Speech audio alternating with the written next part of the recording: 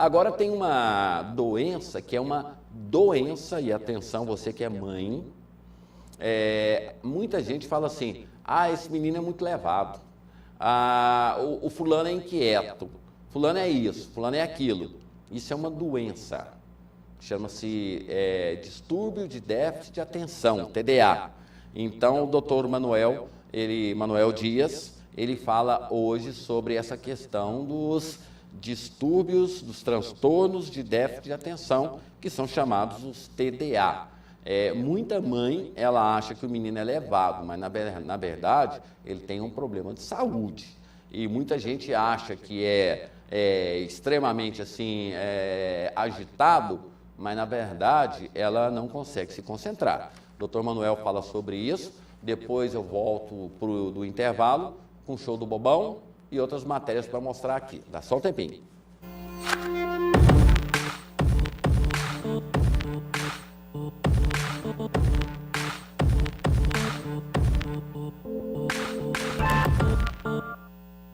Nosso assunto hoje vai ser sobre um tema que é muito comum, né? Se a gente vê se falar, e já não é novo, já tem alguns anos já que isso está muito na mídia, seja na mídia escrita, né, na televisão, em programas específicos, né, assim, sobre esse tema. Foi muito falado nas escolas, questionado até da existência desse transtorno, se realmente é um transtorno ou não. Nós estamos falando do transtorno do déficit de atenção e da hiperatividade. Né? Não é um transtorno novo, como muitas pessoas falam, que não, isso é invenção do laboratório para poder vender medicamento, né? Isso é invenção dos médicos, os médicos estão querendo controlar as crianças, né? E a gente vai ver, né, assim, que não tem nada disso. O transtorno do déficit de atenção e hiperatividade é um transtorno antigo, como a gente pode ver no próximo slide, né? Assim, a primeira descrição desse transtorno, né, assim, ela data de 1846, né, assim, quando um pediatra inglês, né, assim, juntando as histórias de seus pacientes, escreveu um livro, e que esse livro era basicamente sobre crianças que apresentavam transtorno de déficit de atenção ou hiperatividade.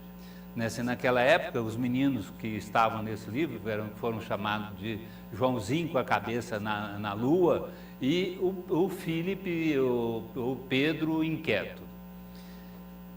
Em 1900, assim como a gente viu no slide, em 1900 aparece a primeira publicação científica, né, assim, a respeito desse transtorno. Um médico inglês também, o Dr. George Steele, né, assim, publicou em uma revista médica de muita importância, ela existe até hoje, que é o The Lancet, e publicou sobre esses sintomas. E estava agregando esses sintomas em um conjunto de sintomas e que ele deu o nome na época de lesão cerebral mínima, né, assim, porque não achava na busca no cérebro algum tipo de lesão grande a ponto de dizer assim, olha, essa lesão é que é responsável por esses sintomas. Com o passar do tempo, o avanço da tecnologia médica, né, foi se descobrindo que não existia lesão alguma. Né, então, passou-se a denominar de disfunção cerebral mínima no fim da década de 60 do século passado, início da década de 70, né, então passou-se a dizer que era uma disfunção cerebral mínima. Né, assim, com o avanço hoje da tecnologia, né, assim, com as ressonâncias magnéticas, com o eletroencefalograma, né, assim, com o PET, que é a emissão de pósitrons, a tomografia por emissão de pósitrons, né, assim, então são vários hoje os exames, inclusive exames hoje genéticos, né, assim, que estudam os cromossomas, né, assim, então chegou-se à conclusão de que o problema realmente tem uma origem na função cerebral, e especificamente em uma determinada região do cérebro, que essa região é a córtex pré-frontal. Essa córtex, essa região do cérebro, ela é responsável por inúmeras funções cerebrais, né? Assim, ela é responsável pelaquilo que a gente chama de inteligência, ela é responsável pelo nosso raciocínio lógico, ela é responsável por todas as outras funções, e que a gente pode agrupar em três funções básicas, que é organização, planejamento e execução. Assim, ela também é responsável pelo comportamento inibitório, né? Assim, o comportamento de freio, que a gente controla a gente mesmo, né? Assim, eu costumo dar um exemplo, assim, a mãe fala para a criança, meu filho, não suba na cadeira. A criança não sobe na cadeira. Então, esse aprendizado do comportamento inibitório começa na infância, né, assim, e vai pela vida fora.